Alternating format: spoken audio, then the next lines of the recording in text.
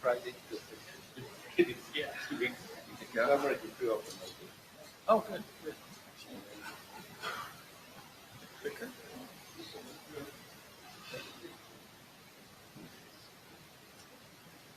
They're distributed. And Jen took care of that. She was here way early, much earlier than me this time.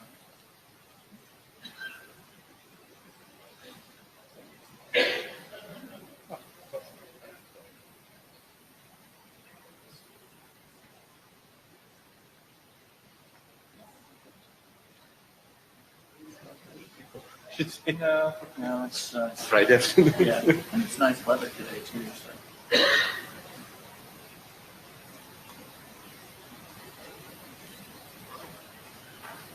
We can just go ahead and do that, I guess. Yeah, do you want? Good morning, crowding. It's quite empty, but people are coming, so we are going to start. First presenter, please.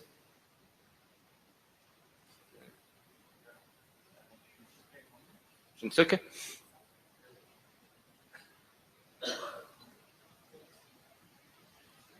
Oh, this is an PDF. It's not going to work. Okay. Hello, everyone. I'm Shinsuke Homa from NTT.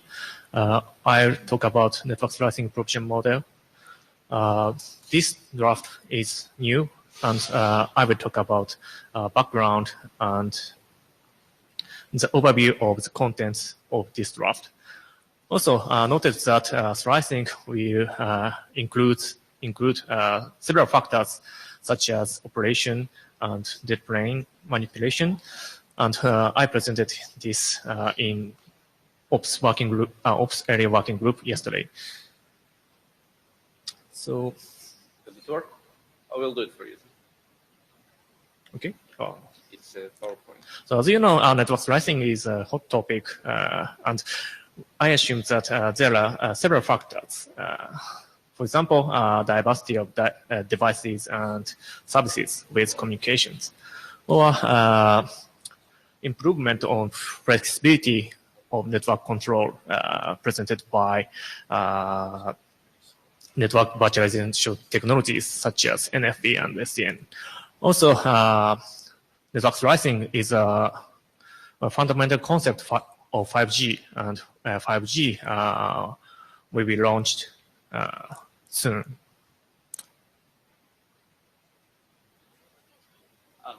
Just tell us when. Oh, okay. Next slide, please. So, network slicing is related to 5G. So, ITU and 3GPP defined 3 communication types as features of 5G: EMBB, MMTC, and URLLC. And network slicing appears on this context, but we would like to aim more general concept on network slicing. Next slide. So, and there are several problems. For example, network slicing is discussed in several SDOs, but their definitions seems vary. For example, some SDOs says S-slice is just VPN, but others says slicing will be VNF and self-chaining. Also, the range where slice is provided is not strictly defined. For example, 3GPP discussing just using slices within just a 5G core network, but we would like to realize slice from end to end. Also, there is one more problem. It is usage of slice is unclear. For example, slice will be used for enriching operators service plans, or it is used for providing dedicated logical networks to tenants. So we would like to aim at the later one. So next slide.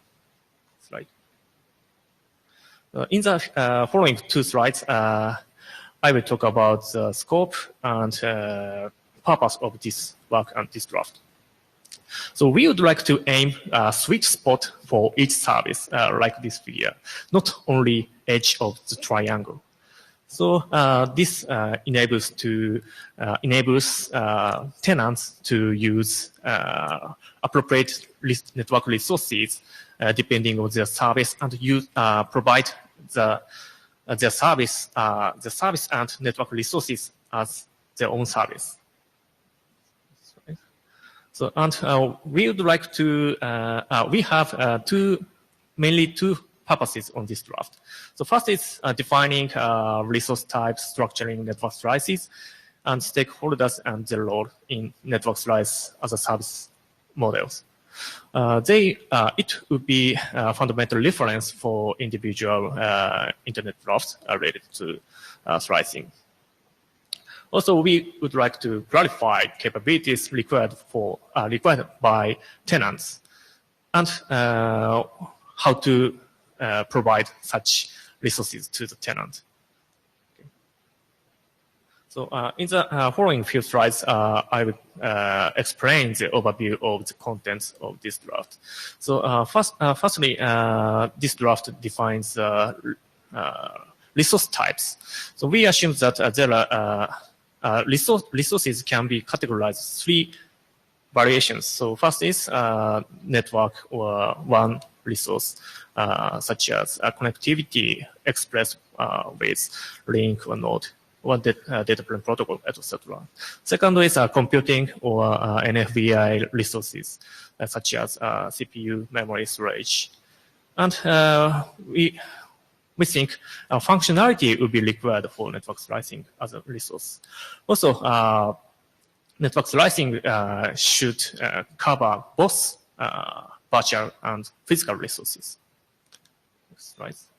So this slide shows the basic structure of network slicing with referring 3GPP or TM forum definitions. So network slice subnet instance is derived in each domain with such resources. And by connecting these subnet instance, end-to-end network slice instance will be created. Also, sometimes network slice instance may be a multi-level structure. So this slide shows the creation pattern. This is one of the main contents of this draft. So we categorize creation pattern of network slicing into three patterns. So first is a ready-made pattern. In this pattern, network slice provider creates slice catalog in advance, and tenant select one, which is close to demand. So this is very similar with current network service. Second is a custom-made model. So in this pattern, so network slice provider design a catalog depending on requirements from tenants dynamically. It's very challenging model. And third is the semi-custom made model. And this is hybrid of ready-made and custom-made. So in this model, network slice provider creates outline of catalog, and tenant input some parameter depending on their service requirements. Next slide. So this slide shows the provision models which is defined in this draft. So we categorize the provision model into three models. So first is SaaS-like model.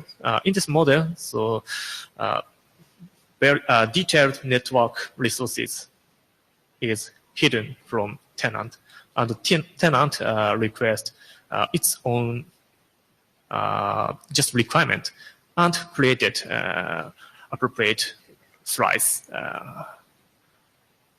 automatically. So second is a path-like. In this model, tenant can control virtual resources like middle or right side figure.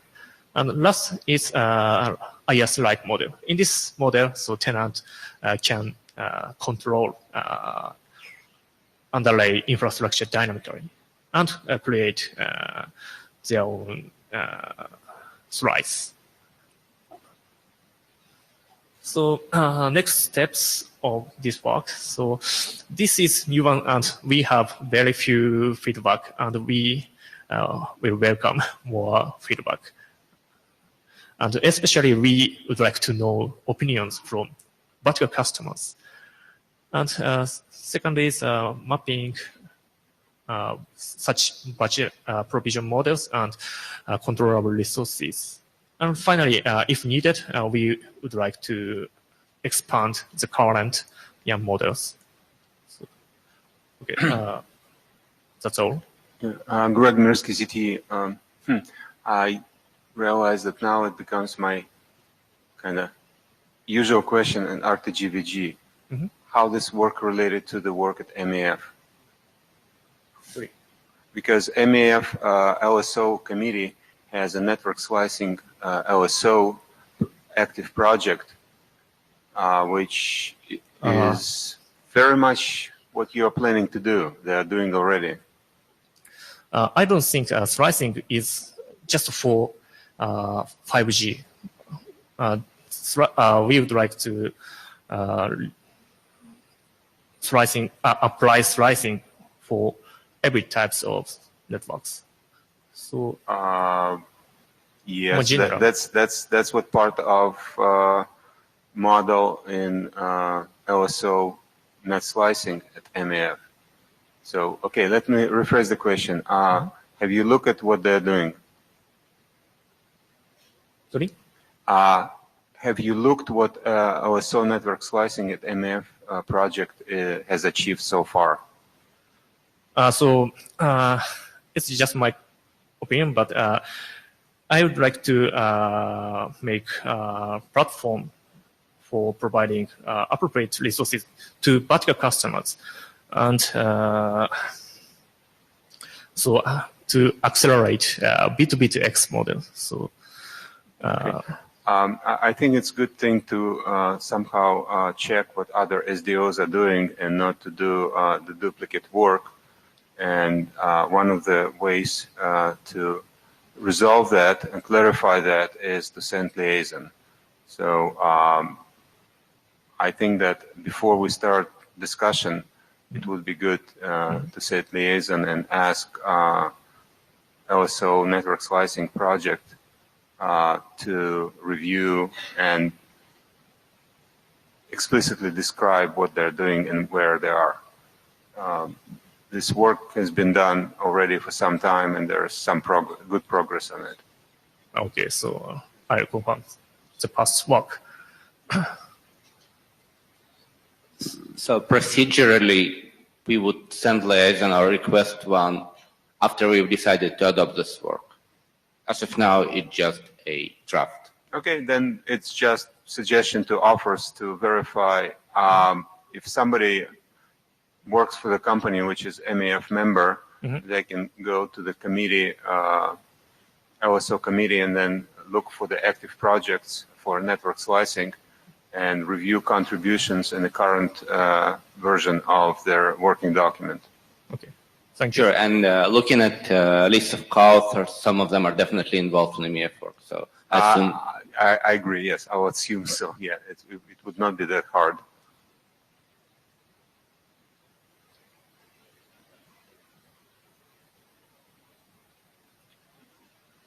So it would be good if you indeed look at LSO. From my perspective, it's higher levels of what you are trying to achieve. So there's could be some synergy, and it would be good if you could review and see the differences and where their work stops and ours starts. So I don't think we shouldn't. I don't think we need different work frame from other SEOs. So we need unified over all of SDO. So yeah, I agree with you. I'm just asking you to review. Yeah, I adjust this draft for other SEO's definitions. Robin from Huawei, quick suggestion. I think that's in the TIS working group. There are some network slicing work. Yeah, it can be aligned. Yeah, it will be used for slicing. Yeah. So that's I say that's so, now. But slicing includes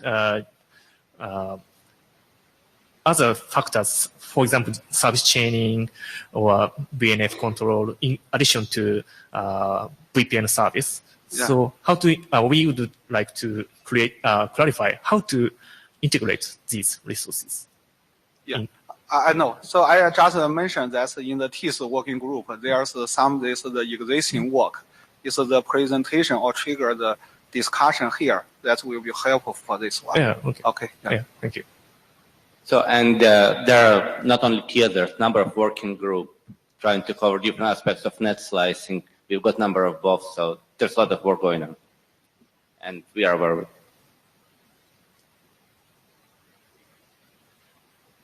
Thank you. Okay, thank you. Linda?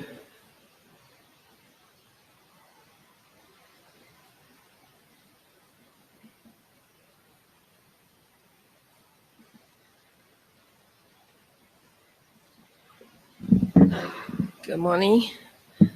Okay, so this is our second time presenting this document. Actually, two documents which have been adopted by the Rtgwg working group draft. Thank you, everybody. So we did some update. Should work.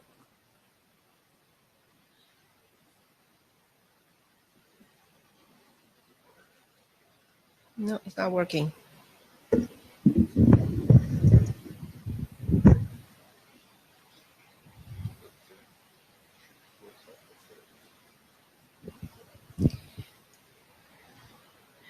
Okay, so the problem statement are pretty much stable. And for the gap analysis, we did more update, and we also had like 2 hours discussion with some of the other initiatives on Wednesday. And so I'm just report them to all to here. Okay, so does it work? Yes. Okay, so for the SD-WAN, we further separate them into two separate kinds. One is the homogeneous SD-WAN, which is like if you instantiate a small CPE box in a shopping mall, in a dental office, and you want to connect the traffic to your corporate VPN, so that you need to be able to create different type of secure channel between the attached client routes to the other PEs. That's one type of SD-WAN. For this SD-WAN, all the client traffic are encrypted, and they don't really care which egress port to use. The second we call hybrid SD-WAN, in a way that this particular CPE probably already have interconnection with the provider VPN, but add additional ports to connect to the internet. That can be on-prem CPE being upgraded to utilize the bandwidth on the internet or LTE. Could be you instantiate virtual router inside a cloud data center.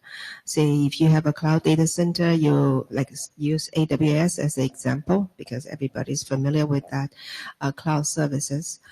You instantiate a virtual router, and one port you use direct connect, which is directly connected to your corporate VPN. Another port is connected to the virtual gateway, internet gateway, so that you can utilize both bandwidth and you can differentiate traffic for different egress port. So the the difference between those two is on the WAN port management. So in the hybrid SD-WAN, some of the traffic can have to go through the private VPN, doesn't matter what. So they have a policy on the device. Certain traffic have to go through the private network unencrypted, because encryption is very processing intensive. So for the traffic goes through the private network, it can go natively. Another part is some traffic can be either, right? Some traffic has a choice of, you can go through private network unencrypted, or you can go through the public network, but that have to be encrypted. So another part is because those devices are far away from other devices, and also the connection to the controller. Here we use route reflector because they are for forwarding, propagate the routes, can be going through the untrusted domain. So that's very different from our traditional VPN. So first, when a node powers up, not only he need to figure out who is his controller, but also need to be able to establish a TLS session with the controller. After you establish the connection with the controller, you need to be able to register your WAN port before your IPsec tunnel can be established. This is almost like the function like NHRP. I think Andy was the chair for that 20 years ago, for the ATM port. But this one, to manage the IP traffic, managing the different IP routes, has to be extended. But we think that it's probably better to use BGP to do the propagation of those WAN port properties instead of introducing a new protocol or make enhancement to the new protocol.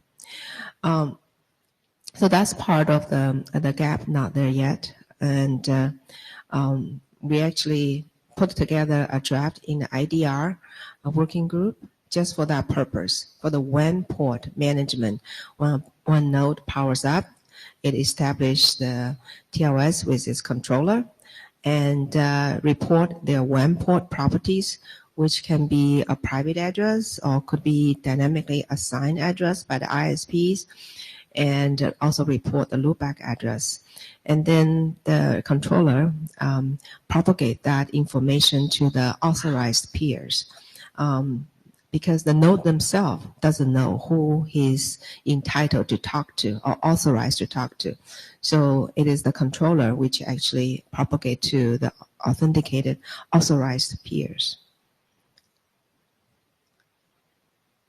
Okay, so further on the gap analysis, in addition to what we presented last time, here's something new. We plan to use, we think the tunnel in cab draft, the base should be used for advertise the port properties or advertise the route with the tunnels. But as of now, at least as of now, the tunnel in cab draft is associated with the client routes. Like in example here, 20.1 can use particular tunnel, can use VXLAN tunnel or can use IPsec tunnel. But it doesn't address the issues of, like, see, I have a WAN port, like here, the A2 or A3.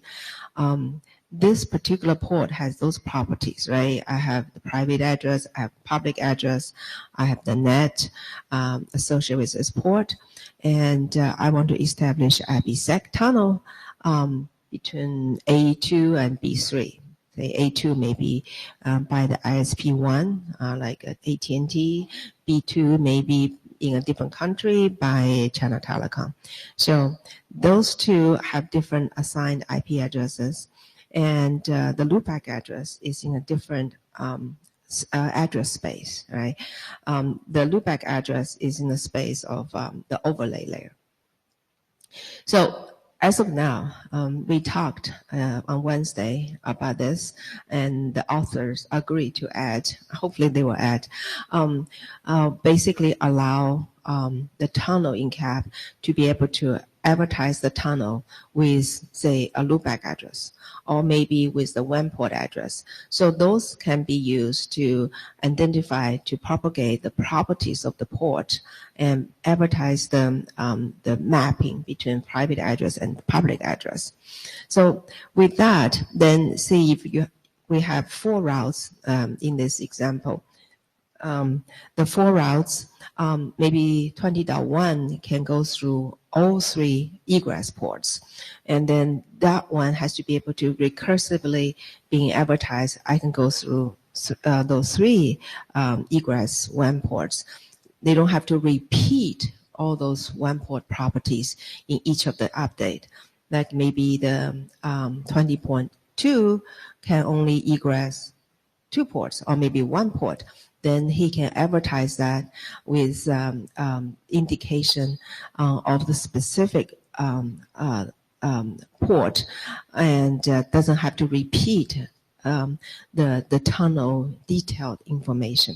So all those has to be, it's not there yet. That's the gap we have identified. And also that, say if the route can egress 3 different ports. As of today, based on the read of how the in-cap draft is written, it seems like you need to include 3 different remote endpoint sub-TLVs. But then the draft itself also indicated that you cannot have more than 1. So there's some kind of inconsistency in the draft. So that's on the tunnel in-cap, the gap. Next one. This part, I'm just reiterate about the WAN port management. After node powers up, they create TLS session with the controller. And the first thing it need to do is to tell the controller, what are my WAN ports? I have 3 WAN ports. I have 2 WAN ports. My 1 WAN port is connected to the private network. My 2 WAN ports is connected to the public internet. And my WAN port can be supporting MPLS, or maybe I'm just doing a standard CPE, which is just IP or Ethernet handoff. And who's my loopback address? Who's my net outside the WAN port? So we call this registration extension for BGP.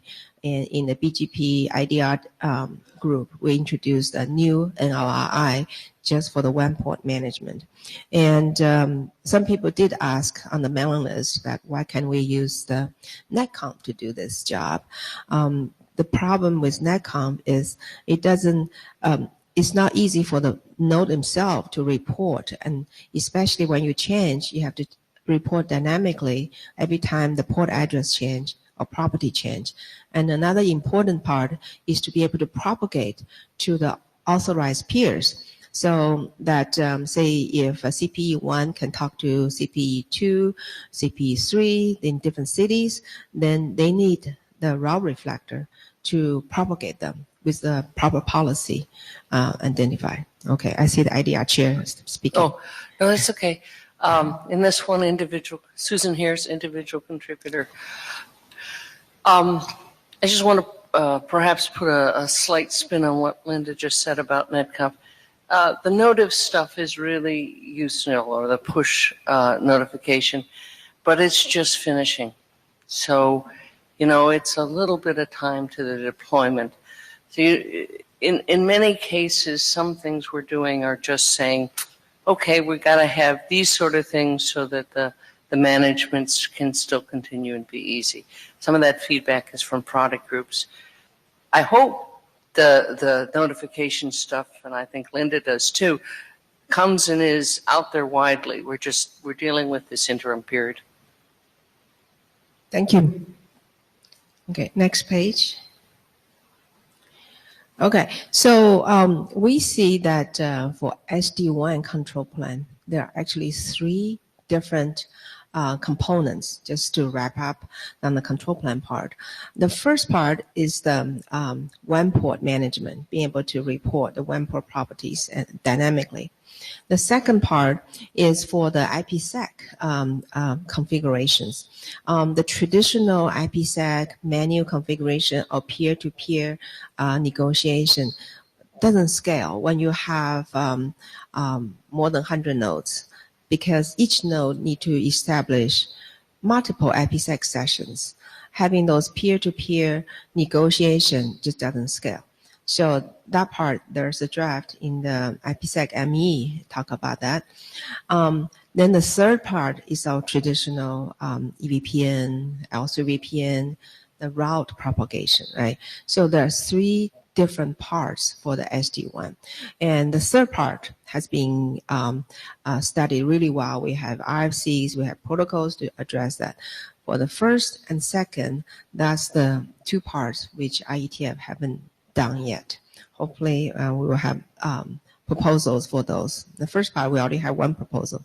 And second part, there's a proposal in the security area. Okay, next one.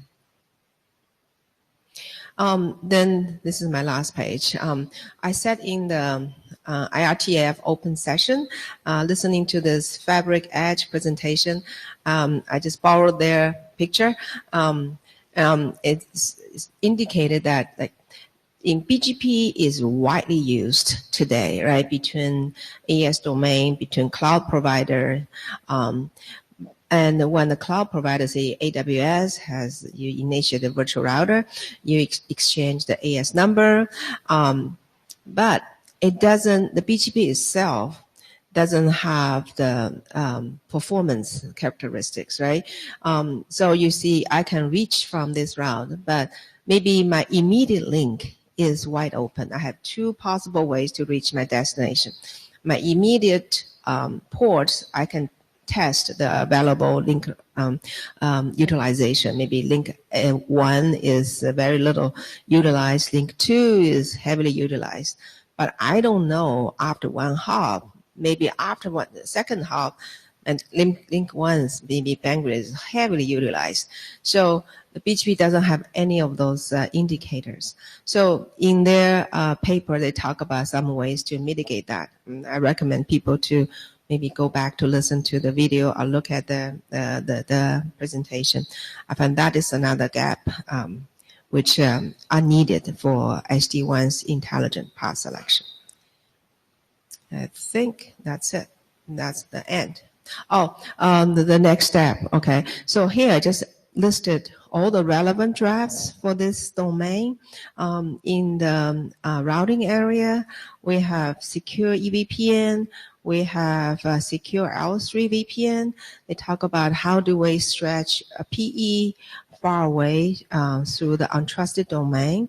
And there's also the IDR, talking about a new NRI for the WAN port management. And then in the security area, there's IPsec ME on the SDN controlled key, read key management, because IPsec the key need to be refreshed periodically. If you let every node to refresh key on their own frequency, a node can, maybe if you have 10 IPsec tunnels, then you have to go through lots of process. So that draft basically document how do you do the SDN controlled the read key. Then there's I2NSF, talk about initial configuration, like when the node powers up for the IPsec basic configuration. You have 2 cases. One is IK-based configuration by controller. Another one is IK-less, just assuming the node is the IoT device, doesn't have a power to handle the IK, IKv2. Then what are the procedures to do the initial configuration? So that is in the I2NSF. And there's also the in the ops area, there's SD-WAN service model. I forgot to list. There's another data model being listed in the RTG working group, which was presented last session, is more about inter-vendor exchange, because that is under the assumption that all the SD-WAN deployment are single vendor domain. So when the traffic cross the vendor domain, what kind of pass information need to be exchanged? So there was a draft for the Rtgwg working group. In the ops area, is more from the operator's perspective.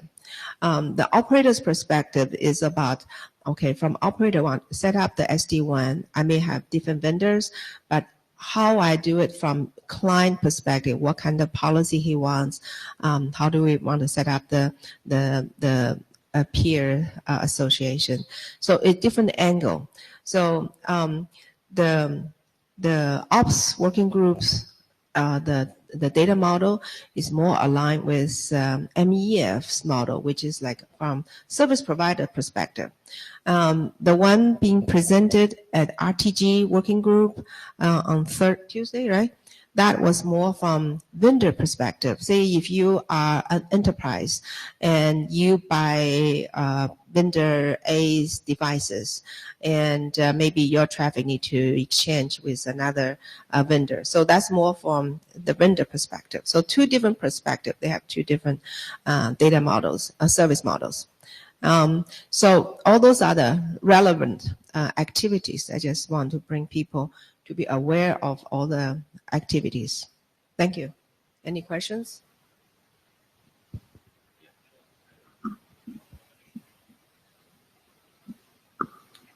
So I just had a general question about sort of how the focus of the two documents, the problem statement and the gap analysis, because the gap analysis document really focuses on SD-WAN generically and not so much the idea of connecting an SD-WAN to a cloud. Mm-hmm. To some extent, it seems to be providing the framework for a lot of protocol work that you're doing to eventually allow SD-WAN solutions to be, standard and not. Right now, most SD-WAN solutions are sort of have proprietary glue in them. Right. Is that an accurate assessment? Yes. So, but the title of the documents is somewhat misleading then. Oh, okay. So the intention is really because when you see SD-WAN, many people interpret it as just a two branch office interconnect with two links. That's very narrowly scoped. And we call it a network to cloud data center. It's more about how do we interconnect the underlay network with the cloud data center, where is the main drive now for SD-WAN. SD-WAN has been in the market for maybe 6-7 years. Initially started with, I can deploy a cheap box to aggregate all the bandwidth together, but that never really fly well in the industry. Has deployment, but deployment is very little.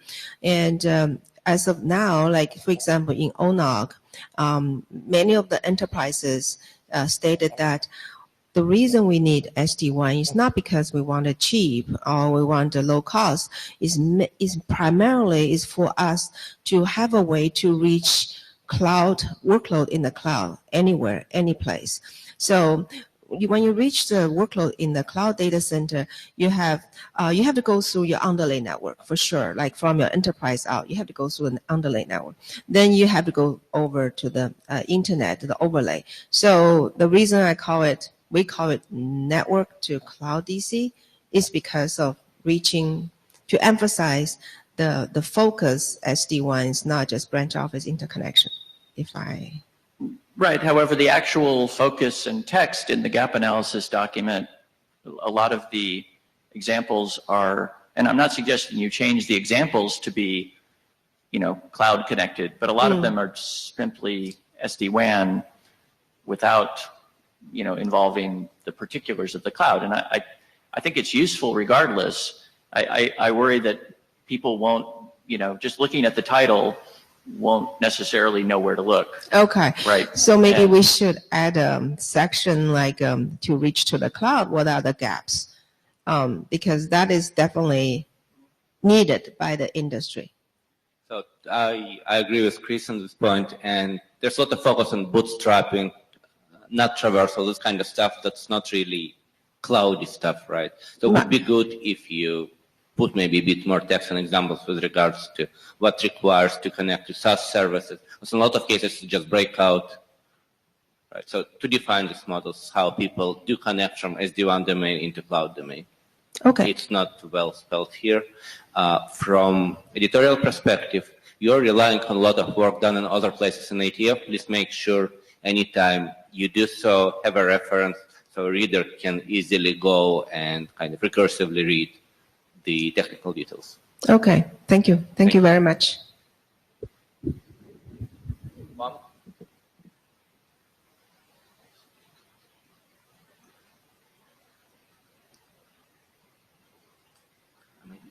Maybe it's not on.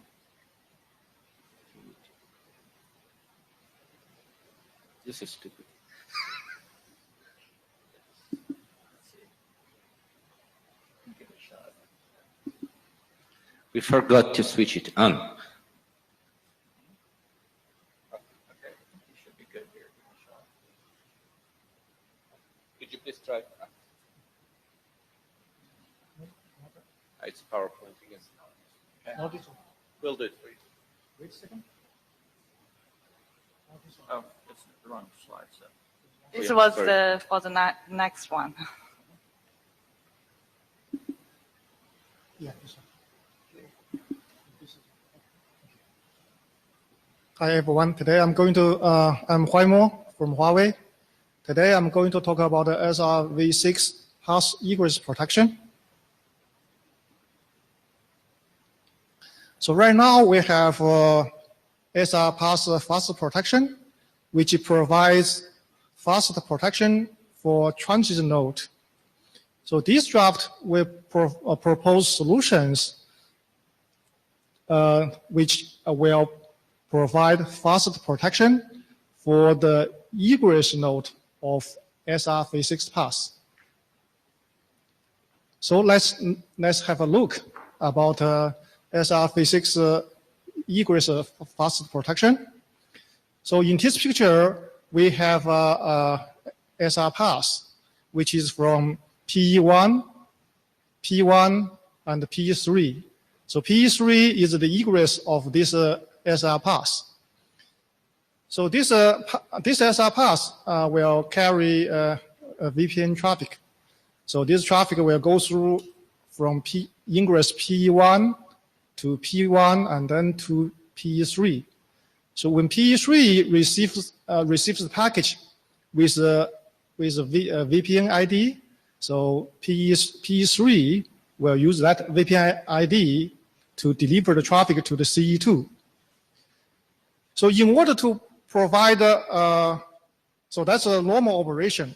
So in order to provide egress protection, so we need to do more work.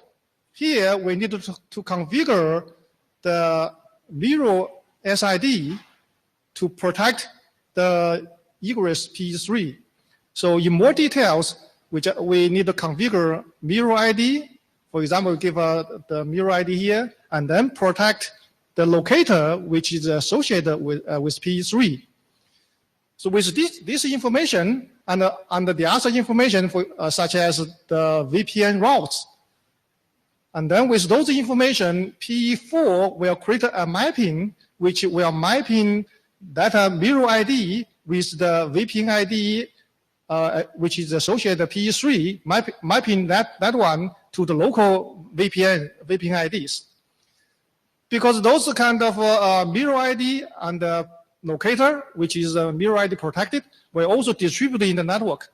So when P1, which is the upstream hop of egress node PE3, receives those informations, it will compute backup path from PE1 to the backup egress node PE4. So with those backup paths, and also it will check update those forwardings on the PE1. So with those information, as soon as PE3 fails PE1 will detect the failure and then will send the traffic to the backup egress node PE4.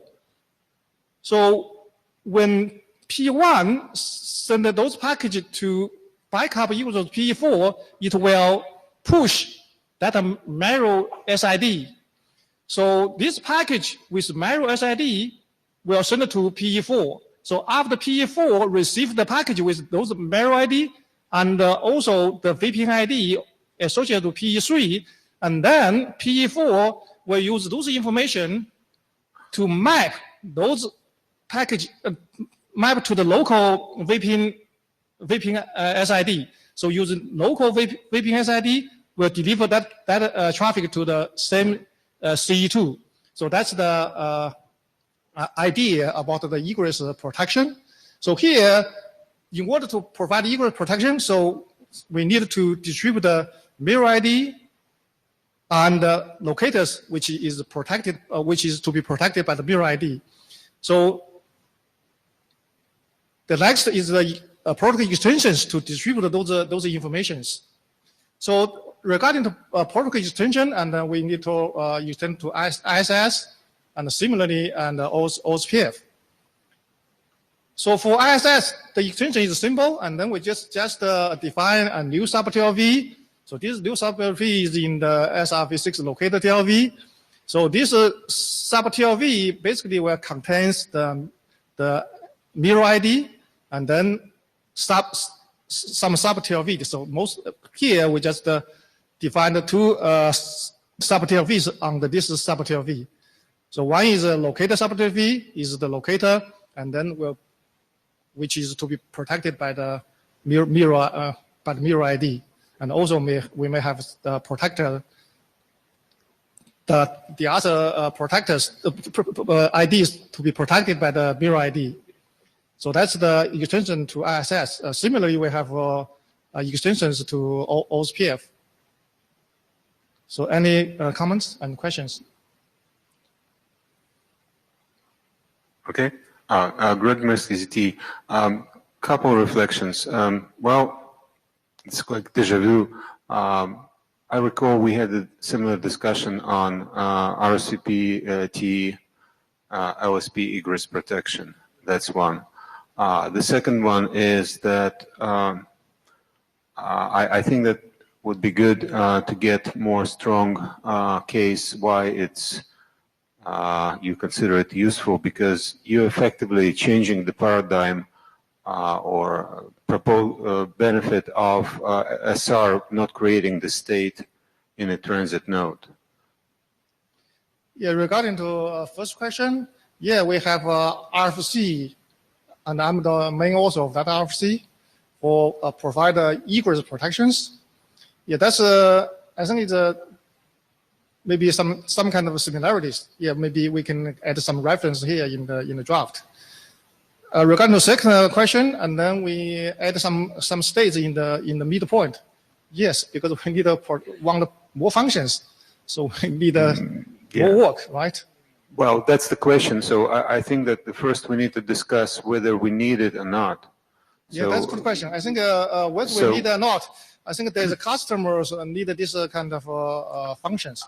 Well, if customers need these functions, that probably they can have some other alternative solution like CEC monitoring and redundant connections between CE and PEs. So there are alternatives technologies already available. Why to complicate SR? One of the advantages of SR is that simplicity for the transit node. So why to break it? Because effectively you're proposing to go back to RSVPT. No, this is not so compared to us, RSVPT, I think the more states, and this one, the states maybe is less than. No, you still, again, you still need to monitor your backup, because you cannot monitor only working path. You need to monitor your backup, because backup might go down. So again, you're creating hell of a lot of new state and complexity I think that I suggest let's better first to discuss whether this complexity is justified. Yeah, I think it's not that complicated. It's just. I'm saying that again, if you introduce backup, so you mentioned that. So backup path, you need to monitor it because backup path might become unavailable. You mentioned that we need to monitor the backup path. I think that for the other protection ways, we also need to monitor the backup path, right? So either we monitor the backup path or we need to compute the backup path dynamically. So we have two ways, right? If we compute backup path dynamically, and then maybe not fast enough. So in the other way, I think we also need to monitor the backup path, right? Again, if you're advocating, that's equivalent. If you're no, it's not equivalent. If you're advocating dynamic calculation on an upstream node of backup for egress, I can say that with the same expediency can be done in a centralized controller or the head end and converged all things together. So again, I suggest let's build first, discuss the case, and then consider whether we need to solve it or not. Please republish what you just said on the list so we can open discussion on. I will. Thank you. Thank you. Peter Pshenak, Cisco. So contrary to what has been said here, I think this is an interesting problem to solve. The problem with your proposal is that it only works if you have the same worth on both PEs, which may not be the case because you are actually protecting the locator. And the second thing is this may work for a DT sits. For a per CE sits, DX, this would require some kind of synchronization between the PEs, how they assign the labels. So there is more work to be done. I think I agree with the problem statement, but this proposal is far from being complete. Yeah, I think that is our first version, and then we will enhance, and then as we receive more comments, right? Okay, Jiedong from Huawei. Actually, I think this is a good idea to solve this use case, and I think the key difference from the RCPT-based mechanism is we don't introduce per path state into the network. Actually, you can monitor the backup path, but you can also use other ways to protect the backup path also. So this is about OEM, not the state in the forwarding plane, right? So. But why do we need to protect it using the IGP here? BGP, you can advertise the backup path because you will learn the prefix both from PE3 as well as PE4. So PE1 already have two, primary and backup path through BGP. So these are already resolved in SRMPLS or anywhere else, right? So if you have a C dual home C, and there's PE3 and PE4, both will advertise a VPN prefix, and PE1 will already have two paths. And if the PE3 goes down, then it will work, right? Yeah, I think maybe different, right? No, it's different, but it's already solved, right? I think this one maybe this one should be faster, right? This one. No, but here also you have to come to know that PE4 is going down on PE1, right? Thank you. Exactly my point.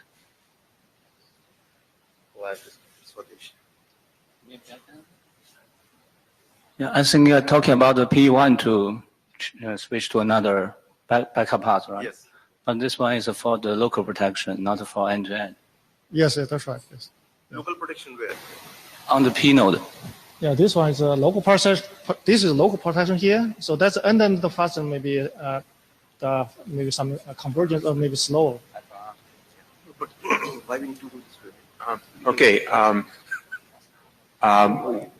Which failure you detect from where to where?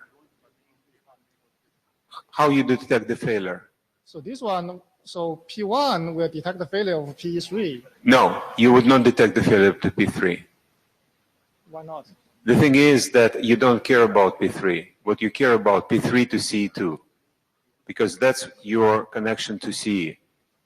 So here we talk about the protection of PE3, which is the egress node of this SR path. And then when this PE3 fails, and then traffic will not reach to destination CE2, right? So with this fast local protection, PE1, because PE1 is direct adjacency of PE3. But so PE1 can quickly detect the failure of PE3, and then it can quickly switch the traffic to the PE4. But PE3 can be perfectly PE3 can be perfectly fine, and PE3 and C2 connection failed. So yeah, no, yeah, we talk about this one in the equal production in R50. So that's another scenarios. No, it's the scenario. That's ultimately what it should be about, because I think this failure of this one we talk about in the MPLS or TIS group a lot. So I think here we focus on the failure of this one. So I think if this one failure, I think there are different ways to resolve this one. And again, you only you cannot differentiate the node failure from the link failure. So you can have multiple hops between P1 and P3 in the segment routing, because you can have combination, so loose strict routing, and there will be multiple nodes between P1 and P3. So that would be a tunnel, and you don't know what failed in a tunnel. P3 can be perfectly fine. Yeah, those scenarios I remember we also have a detailed discussions when we talk about the egress protection in the TE. So you mentioned that,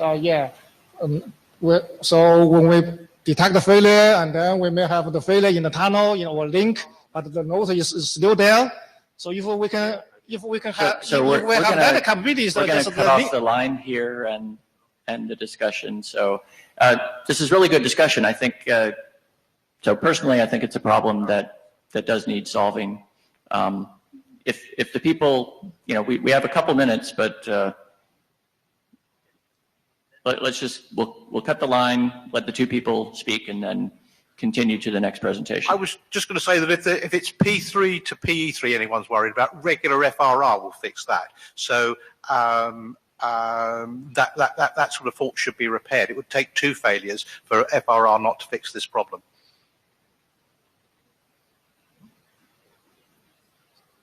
So this is Himanshu from Siena. I think there are a couple of things here that has been said at the mic. If you are doing BGP pick, and if your PE3 node goes down, if you're doing multi-hop IPBFD, it will automatically switch to PE4. But if your link if your link to PE3 to C2 goes down, then you have the withdrawal, and that will take some time. So that in that particular case, you can have this egress protection. This egress protection will not work there because P3 node is fine. It is the P3 to C2 link has gone down. So this has a limited scope in that sense. As far as the backup path is concerned, that mirror seed is already programmed as an alternate next hop when P1 detects the failure to the link to the P3 or the node of P3 node failure, maybe then that case work. But there are other solutions to handle that as well. That's all. Okay, thank you. So there's a lot of work done in this area. Peak draft is here. There's another RFC and MPLS working group talking about egress protection. Would be good if you review them and. Yes. Okay. Well, yeah, that's a good idea because we already have lots of discussion for the egress protection in TE, and then we can borrow something and then. But this one is service aware, right? Yeah. Because you're connected to CE. Yeah, that's so right. So would be really good if you start discussion on the working group list to discuss the draft in details. Yes, yeah, good. Thank you. Thank you.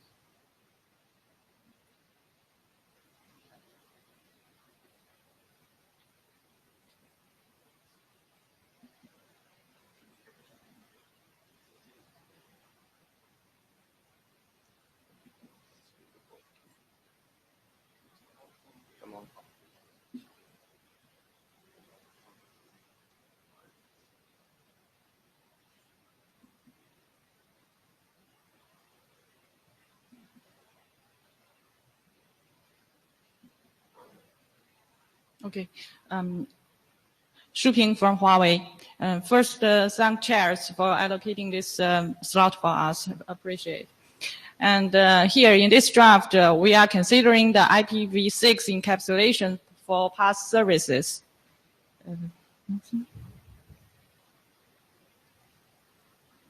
Okay, so as we know, SFC and IFID, they are important PaaS services. And for each PaaS service, there's encapsulation header has been defined. For example, the IFID encapsulation, there is an IOM header, PBD header, and as well as the IFA. So just moved from the 6-man session, it seems in that room, people has got consensus that we need to carefully consider the design for the IPv6 encapsulation for example, IOM.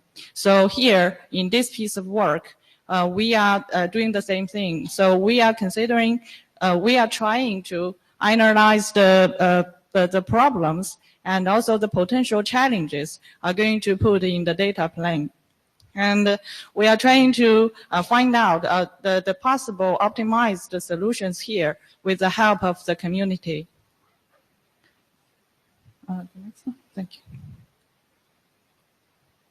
you. Okay. So just to give an example here is the IOM. So we see this is the IOM packet, and in the tracing mode, if the packet traversing along the path, the IOM data is going to become very large. And if we put that data into the hop-by-hop or DOH option headers, so in the right part of the screen, that we show that is the IPv6 extension header order recommended in the RFC 8200. So those two option headers are before the RH. So in that case, as the data becomes very large, we're going to push the RH out of the parsing depth and out of the parsing window in the chip. So that will impose the challenge in the hardware and reduce the forwarding performance. And also, another point to think about is, with the introduction of the SRv6, so we would need to distinguish the IPv6 path and SRv6 path. So why this matters, we need to consider the optimal location to place those data. And the third point is the metadata. Currently, they are recorded separately for IOM, IFA, and there might be some redundant or inconsistent metadata exist. And also for the future, we need to consider the extensibility for the future proposed PaaS services. Next one, please. Would you like to take a question now, or then Mr. Joel? I'm Joel Halpern with Ericsson. I have a couple of concerns with the basic premise of this work. My objection is not to the particular format, bits on the wire, bits on the wire. First, we have multiple encapsulations. This is an unfortunate reality, but it is the reality. Making up yet another one has never solved the problem of too many standards for something. We have too many tunnel encapsulations, so we make up more. I don't like it, but I've never seen make up another one cause us to stop using the others. In the particular case of SFC, the point of the SFC work, and I brought this up when a yet different proposal for carrying metadata and path information was brought up in the Spring Working Group. The point of SFC was to provide a common transport-independent encapsulation of path identification and metadata. It works across SRv6, SR-MPLS, conventional MPLS, Geneve, IP encapsulation, you name it. It works. The whole point of the design, the reason the working group was chartered, was to get an interoperable mechanism so we didn't have an n-squared problem, that we had an order n problem. Creating a specific SRv6 encapsulation for carrying that information precisely undoes what the community agreed was important when they chartered SFC. And I would like folks to consider that when evaluating this work. Yeah, sure. Thank you for your comments. Actually, we have been collecting feedbacks and comments over the IETF 104, also even before that. And this is one comment. I think the SFC case is a special case, needs additional thoughts here. So we agree, and in the future version, and we need to take into your comments. Robin Huawei. So Joe, I would like to can you clarify the existing SRH, this is the header. Is there any draft to talk about how in the IPv6 data plane, how it to be encapsulated? I'm not sure this one. This is in SFC working group or the 6-man working group? If I may, Joel Halpern again. The SFC working group does not own the problem of defining transport endcaps. We were specifically chartered to stay out. We just completed in the MPLS working group a draft on carrying NSH in MPLS. If somebody wants to work with, I'll be happy to work with somebody if they want to do a respin of that does exactly the same thing in a nice short draft, which we can progress very quickly once the SRv6 base is done, on how to do exactly the same thing with SRv6, because it's just carry it. And Andy held the pen on the MPLS one. It was very easy. That's why it's already been approved for publication as an RFC in the MPLS case. That particular one works for both conventional MPLS and segment routed MPLS. So we could do one that worked for IPv6 that worked for conventional IPv6 and SRv6. If somebody wants to work on that, fine. It's an easy draft. Okay, thanks.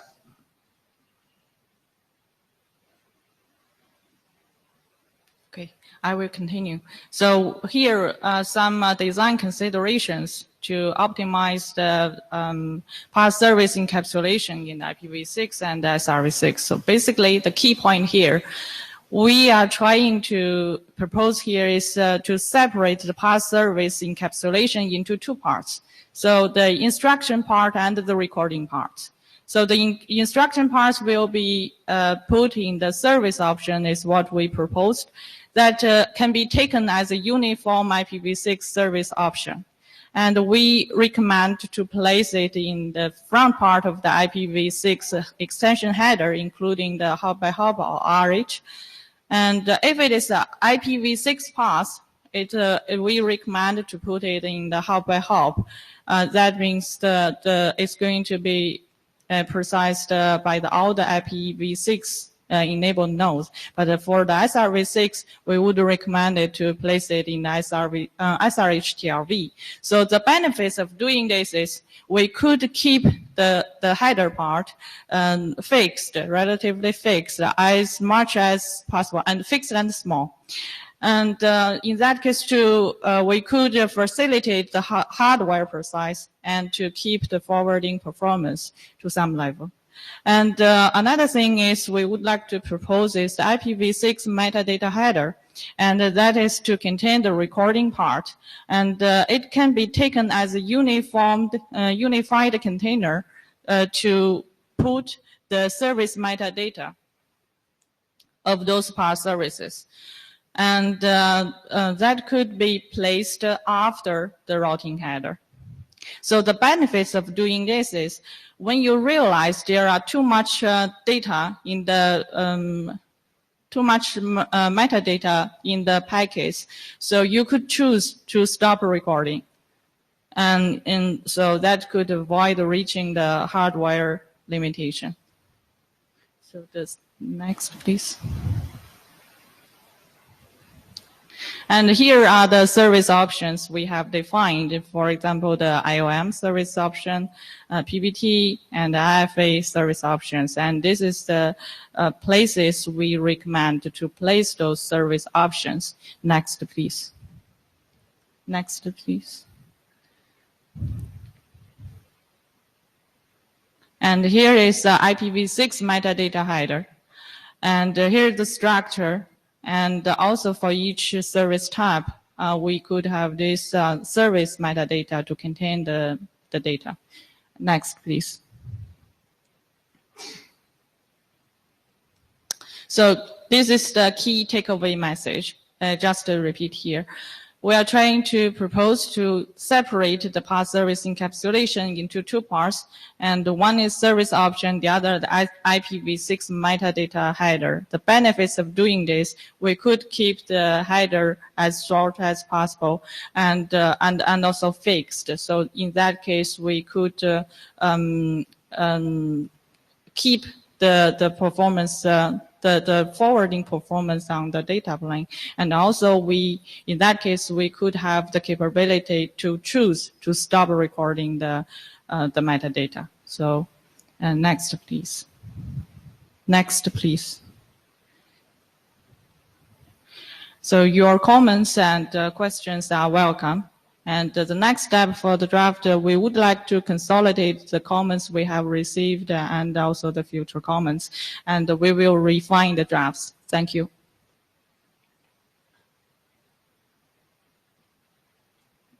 So, comment as a working group member, recomputing lengths at every hop will severely affect your performance, I think.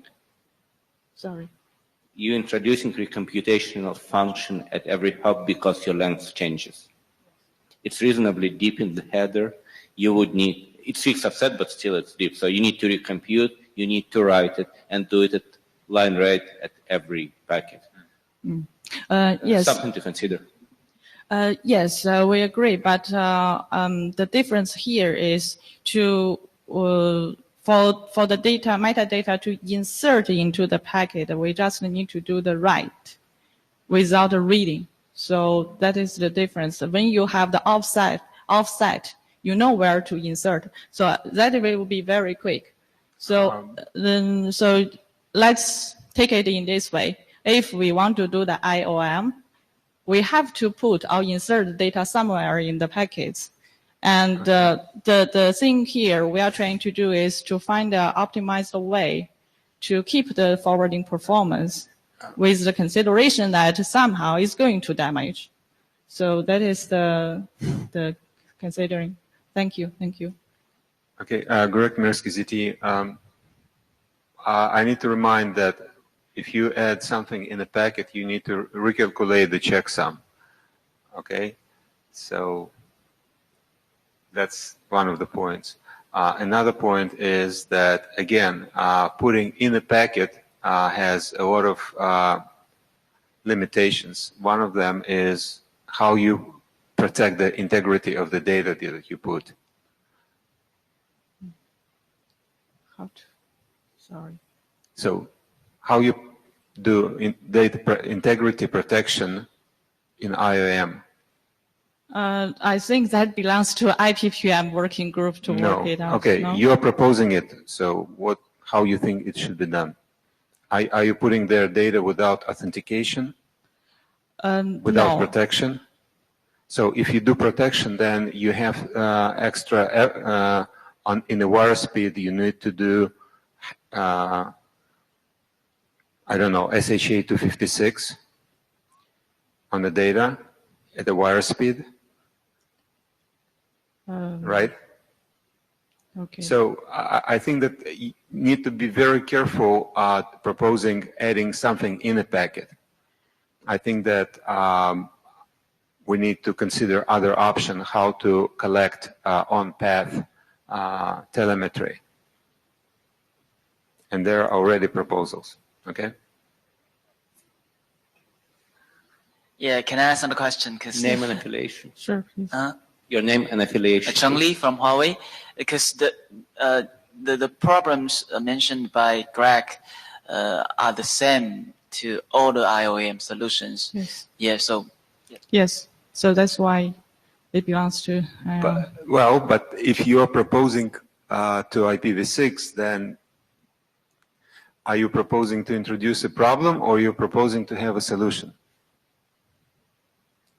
Basically, we are going to propose a solution, but, sometimes we need to solve some problems. But step by step, right? So I suppose, yep. Again, if you're proposing solution that has a problem, then you're introducing a problem. I disagree. So here we talk about the philosophical. So the security, I think we have two parts. One is, you mean the security of the data. The other way is the way to do it, to process the data will impose some security risk, right? So I think in the IPv6 header, there is already the authentication, the other headers to do this. And also in the SRv6 DRV, they have the solution to fix the security problem. Okay, I will close it on suggestion to authors to think about this problem and consider possible solutions. Okay, acknowledge. It's a bigger Thank problem you. and definitely belongs in IPPM, and we do know we need to provide solution transport, in-band telemetry on one side, another side. So, Greg, again, it really belongs in IPPM. Yeah, it's an open question where it belongs because it might end up in 6-man. Exactly. Okay, thank you.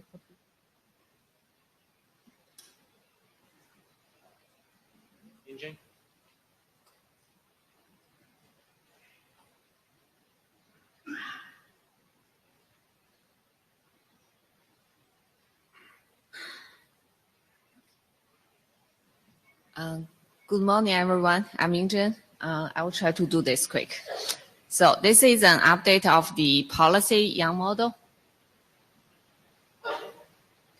Okay, so since last IETF, we have 2 revisions, but the changes we did are all editorial changes. So we changed some descriptions to make the text more clear. And then we added some detailed description in the model, just to make it perfect, ready for publications, including adding references. So with that said, that means the draft has been stable. We didn't really change anything in the model. The only problem right now we are having is right now the draft is showing errors, because of the tool is now picking up those models we have a dependency. So we are using some IEEE models, the IETF tool that is now picking up those. So I don't think the ops directors are now here. So I guess this is an IETF issue. We probably want to fix those tools. Ignace, may I ask you? Ignace here.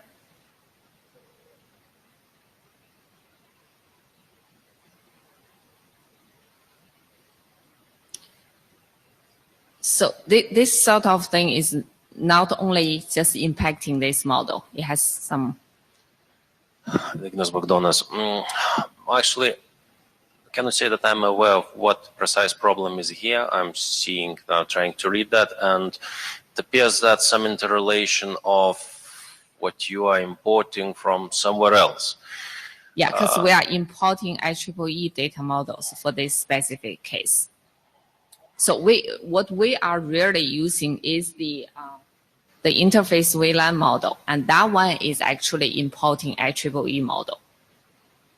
So that one also shows error, and then further, because we are importing that one, so this one is also impacted. So this appears to be a coordination problem between the different SDOs, right? From the reading of my side. Yes, that is something on a big to-do list that needs to be resolved. If you want an answer today, there is no answer for that, but this will be looked at. Yeah, sure. We can take this offline, figure out. This is a general problem for the, also impacts other models. So, so just for the policy model itself, I think we are ready for publication. So after this IETF, we'd like to formally request the Young Doctor review and then working group last call. This one. So that's it. Any question for the policy model?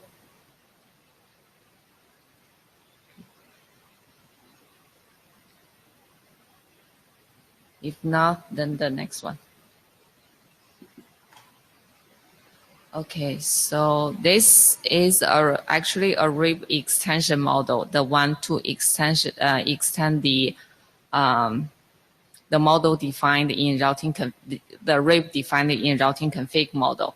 So this one just became a working group document. But before this IETF, we actually have this model for 3 years already. So although it just became a working group document, but the only changes we did before this IETF are editorial changes. We also add some combined tree diagram from this IETF routing config in appendix. So we plan to add more examples just to help people understand how to use this model. But the content of this draft is complete. So we want to collect more review comments and start a young doctor review, and we'd like to progress this model soon. Maybe after the policy model, we would like to last call this one. Thank you. Thank you. Yunan?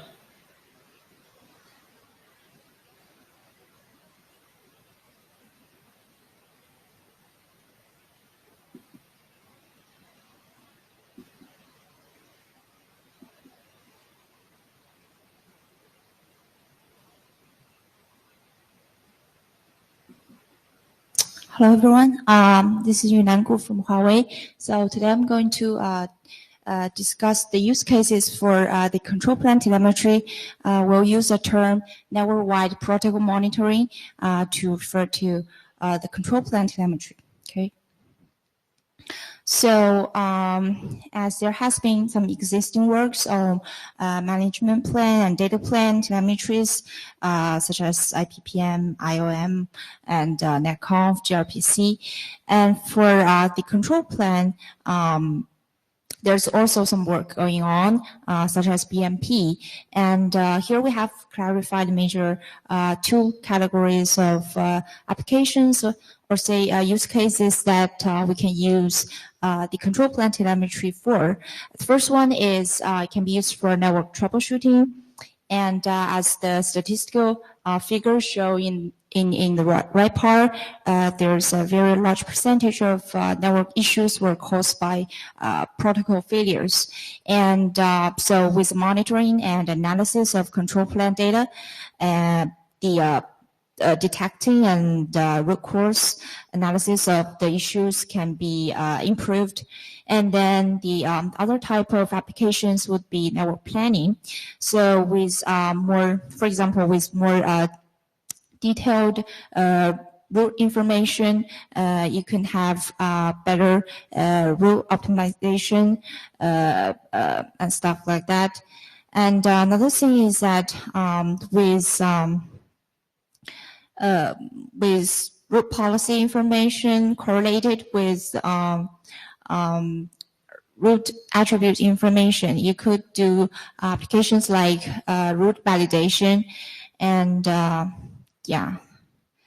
So we'll discuss some use cases, and before that, here's the problem space that we discussed for each use case. So starting from the data generation, the data source types are discussed, and also the network device coverage are also discussed here. So for example, what type of data should be retrieved from what devices.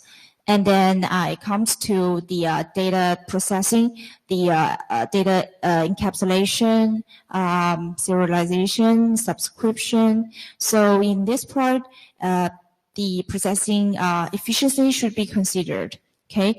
And then it should be transported with proper protocols, existing ones like BMP, gRPC, NetConf, and so on. Of course, performance should also be guaranteed. And then it comes to the data analysis at the controller side. In here, the analysis is very application specific, and the problems such as data synchronization and data correlation, because we might have multiple options and data sources. So these questions should be considered during the data analysis. Okay, and 2 use cases very quick. The first one is sorry, I probably sent you the wrong slides. That's not the one I'm going to present. Let me see. Okay, let's use this one. So the first use case is the SDB synchronization failure. Okay, so well, there are some cases, for example, an LSP authentication failure. For example, in this case, the device may have some diagnosed information, and it could be retrieved from the device and sent to the controller. But in other cases, for example, there are software or hardware bugs. In this case, the device is not capable of diagnosing the issue. So in that case, the LSDB and also the sent and received LSPs are required to be collected and compared to localize where the issue actually happens. Okay, and then let's see. Okay, let's use this one. So another example that I want to discuss is the validation of root policies. So currently, policies can be exported using either gRPC or netconf with EM models. However, it's not sufficient to do policy validation. You need to have the way to correlate the exact policy processing with the policy, with the root attribute change. Okay, so with such correlated record, then the operators can have a very clear vision how each policy is exactly changing its roots. Okay, and that helps with the troubleshooting and also the validation of your policy. And also, all right, let's just stop there. Okay, so there are more use cases in our draft, and if you're interested, please read the draft and provide some comments for us. So here's a quick summary from the use cases. We think there should be a tunnel for the control plan data to be exported. So when building this tunnel, the data processing performance should be guaranteed per specific use cases. And then the second requirement is to guarantee the data type coverage, because some data has already been is able to be exported nowadays. Okay, and also the device coverage should also be considered. So that's it. Any question or comment?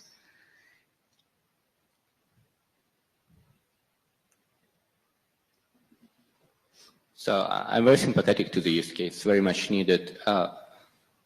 The question is, how do you establish your intended state? Because you're gathering operational derived states.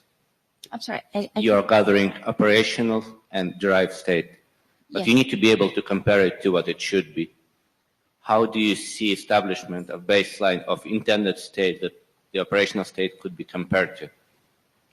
I'm sorry, I couldn't quite understand. Couldn't hear it very clearly. You're gathering information. You want to use it somehow. It should be actionable, right? Do you mind translate this question? I'll discuss with you offline. All right, thanks.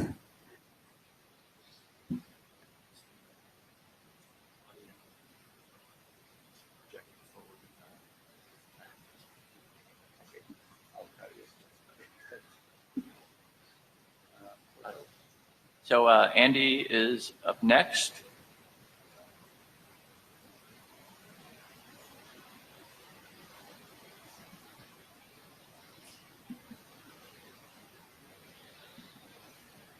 First of all, Sure. Okay, sorry. This is regarding the prior presentation. I mean, I'm not questioning the need to debug networks, but it seems like we're doing all this work to reduce flooding in LSR, and here you have a proposal to collect every link state packet and everything from every router in the IGP domain. I think it's, I think you could do something that was a lot thinner with an IGP than what was in this picture that I just saw. I mean, that's useful, but at the same time, I think that was actually from an actual customer use case that large networks find it useful to actually compare as a, kind of like a third-party check, kind of like traffic lights have circuits. Like BMP for ISIs. Yes, yes. Yeah. I know what it is. It seems like it would, granted, links are faster, CPUs are faster, memory's cheaper, but it's going to significantly increase the overhead to do something like that. True. However, I mean, the application space for the flooding reduction is data centers in general, right. And this may have a different application space like WAN networks. Okay, accepted. Jeff, I was just in follow-up to AC's comment. A lot of the use for telemetry for the IGPs is to get access to IGP data in a safe fashion. In a lot of cases, tapping into an IGP protocol-wise puts you in a situation where you could accidentally inject state into the network, which that's a bad thing. Okay, I'm Andy Malice. This is a draft that's being written by the combined chairs of the MPLS and PALS working groups. So I'm presenting on their behalf. This is a reprise of a talk that I gave earlier this week in the MPLS working group. So the goal here is, let me give a bit of history. LDP was first published in January 2001, RC 3036. It replaced, as it progressed on the standards track by 5036 in 2007. LDP specified the use of TCP MD5 signature option for the authenticity integrity of LDP messages and to prevent against LDP spoofing, and that is still the case. That has not changed. However, as far back as 1998, the IETF has been aware of problems with MD5C, for example, RC 2385.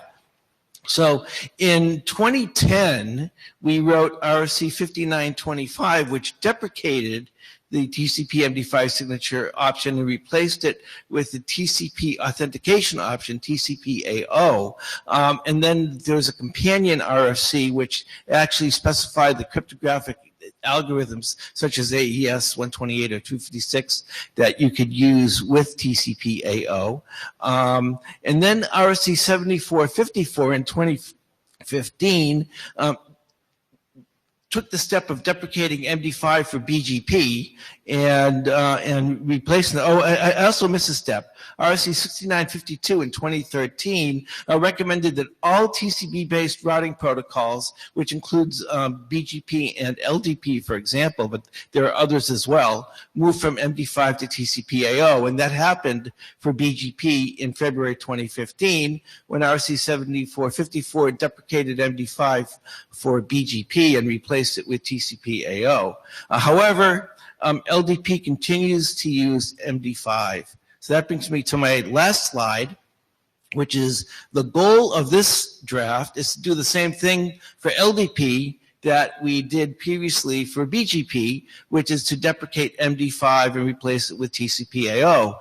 However, we, the combined authors, are really much more LDP experts than we are security experts. And we have some questions that we'd like to throw open to the audience here. We wanted to give it a wider audience than just the MPLS working group. The first is, how successful has TCP-AO been for BGP? Is TCP-AO actually used in the field for BGP? We don't know. Do any of you know? And here comes Jeff Haas. Hi, Andy. I'll state for the record that the routing ADs had asked me and a few other people. Sorry, can you hear me now? Yeah. I'll state for the record that the routing ADs had asked me and a few other people to try to put together the status of things and some notes for the security group almost a year ago now. There's been no cycle, so that's not actually happened. But to answer the specific question here, TCP/AO is finally starting to see deployment. Now we're seeing it from at least one vendor. That is not my employer. That said, we don't have experience in the field to see how well it's working, but at the very least, it's starting to show up. So that's good. Problem that you have, unfortunately, is that TCP/AO protects one half of LDP. LDP's got obviously the transport session they carry all the state, but it's also got a hello mechanism as well. Right. So the problem is TCP/AO is only going to cover half of your story. What are you doing for the other half? Right. But it's still better than MD5. Well, again, what are you doing for the other half of the story? Yeah. Because that's still an attack on the protocol. Absolutely. Okay, cool. Thank you. So it's certainly good to know that there is some use of TCP/AO for BGP out there. And Alvaro? Alvaro Rotana, I just wanted to correct a little bit of the history. You said that 7454 deprecated MD5.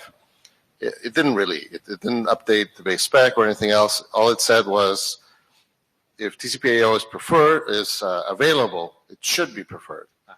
And actually, a couple paragraphs later, it says that protecting the sessions is not required. Oh, okay. So, yeah, I tried to go further into saying that we should do better than MD5, but I don't think it was strong enough at that point. Okay, thanks. So perhaps we can do better for LDP. Eric, do you have a comment? Yes, Eric Gray, Erickson. I had asked this in an earlier presentation of this particular thing, and I don't think I really got a good answer. It seems to me that this is AO is a TCP thing, and if you build LDP on a device that has TCP with AO support, I'm wondering what additional support you need to do. That's probably more of an implementation question than anything else, I think. It's not a protocol question. Yeah, I don't have a problem with writing a draft that explains how that's done. I'm curious as to what extra work had to be done. And the answer doesn't seem to be coming forth. Right.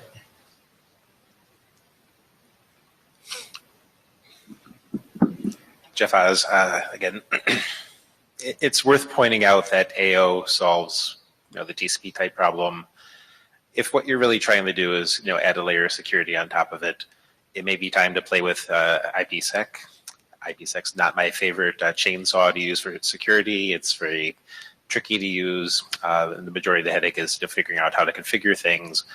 But it does cover both streaming protocols like TCP and also datagram protocols like the UDP discovery component. You can do both things there. You can actually use static security associations if you really wanted to. You can use IKE if you actually wanted to do things. The challenge that IPsec has is not that it's not an appropriate tool to get it working, just that the way security people really want to use the thing tends to push you into interesting chicken and egg type problems for protocols, which the whole point is to get the network up and running.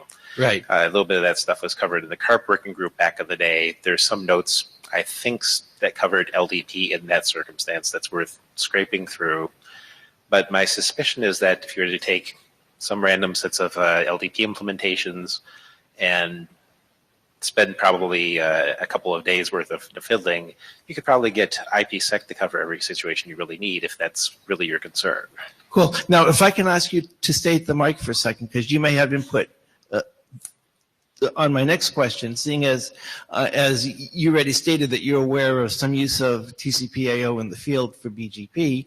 The next question is, assuming that we do this for LDP as well, which crypto algorithm should we choose? There are a choice, for example, one that's been suggested as the common state of the art right now is AES 256. But then my question is, if you want to do LDP in a cheap, inexpensive PE router at the edge of the network, can that, so, does that have enough horsepower in the CPU in order to be able to support something like TCP, like AES 256 for LDP messages? Yeah, so I don't actually have specific experience with individual algorithms, and like I said, my employer does not implement it. My general experience with cryptography in these types of circumstances is that the primary use is to burn your CPU for non-useful purposes. Security people are looking to provide appropriate level of coverage for things, and sometimes the attack space is unclear to them, and therefore the solutions they offer are sometimes rather heavy-handed. So to offer easy example, BGP, you have eBGP, direct connections. Securing a link that transport session runs over is often enough to provide the necessary security. Providing TCP on top of that is exercise they tend to call defense in depth. Sure, it's good to run it, but you're less motivated to do so when the transport is covered that TCP is on. However, BGP also does IBGP, which crosses your AS, which you don't want customer to be able to do bad things to your internal sessions. Similarly for LDP, your core use case in a lot of circumstances is just simple, between pairs of routers, and therefore the necessity of covering the session is not quite as challenging, but also for like targeted LDP for other circumstances as well. What you really need is a strong enough cipher to provide protection against the key things. The original motivation for BGP when the RFC was written was TCP reset attacks. Right. And we don't see those things quite as much anymore. We tend to see more volumetric type DDoS at this point instead. If you look at the attack space you're trying to cover for LDP, secrecy is potentially not something you're looking for. That's one of the things. It's like, so like even you're using IPsec, authentication header might be enough to provide you all the integrity checks to keep your session being blocked. The additional security you'd get from a cipher to provide secrecy as a property may be overkill. It pretty much comes down to, do you care if somebody actually sniffs on your labels or not? Some cases you might do that. You might have some three-letter agency that actually cares about such things. But the other thing that TCP/AO gives you, aside from just simply the ability to use better ciphers, is it gives you cipher agility. And a common property for cryptography, and this is where you go find real cryptography, give you the real story about things, is that you want to use something that's strong enough for the lifetime that you care about. If you're trying to provide end-to-end secrecy over a huge amount of time, you're using the strongest cipher that you possibly can with all the consequences.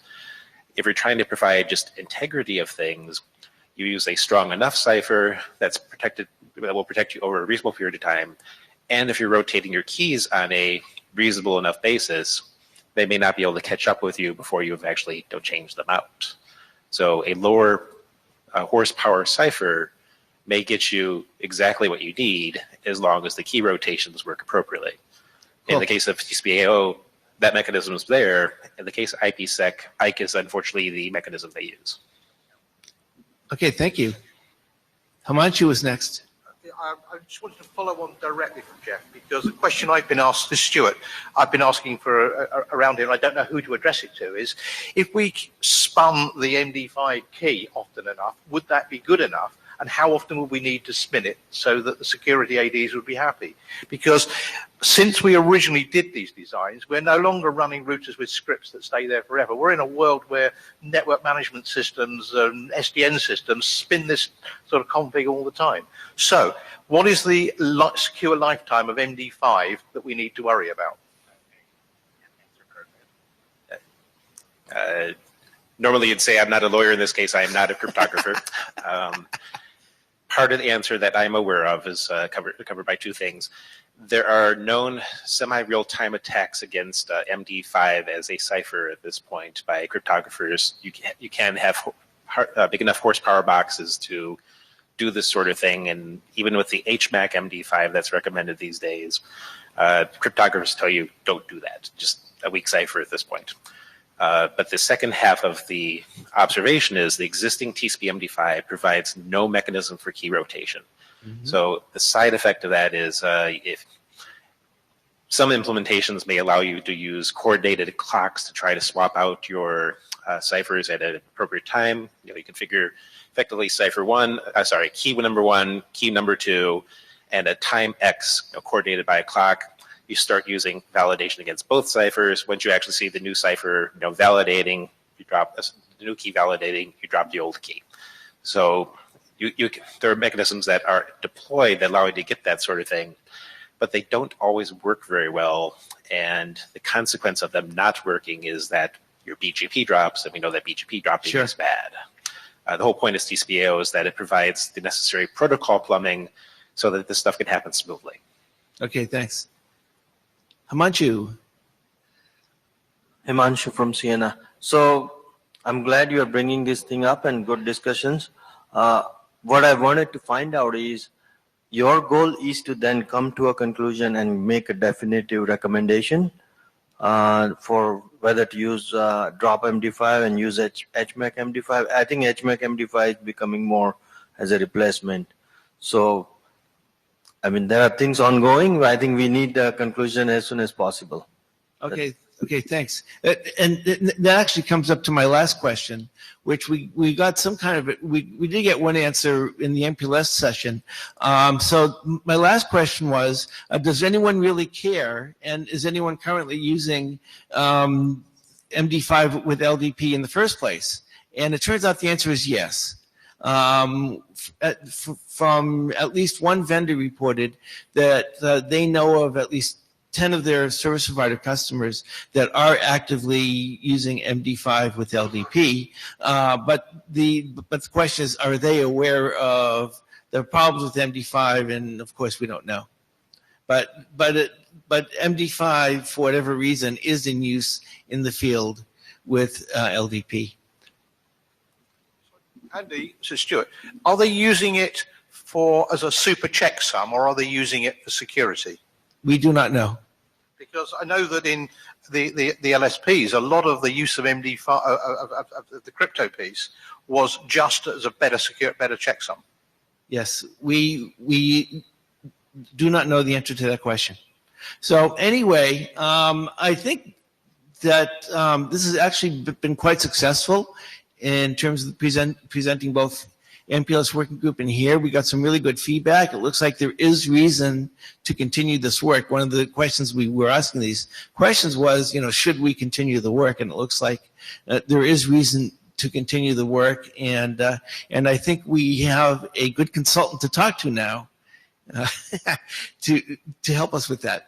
So thank you all very much. So as a working group member, MD5 is deployed. I used to work for a number of vendors, and we've seen it significantly deployed. And when the issue of MD5 flaws brought, it's an interior protocol. It doesn't leak out, so we don't really care. So it would be quite difficult to get operators to do something proactively in this case. It's personal opinion.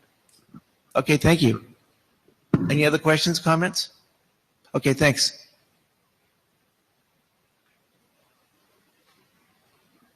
Thank you, everyone, and we will see you at IETF 105. Safe travel.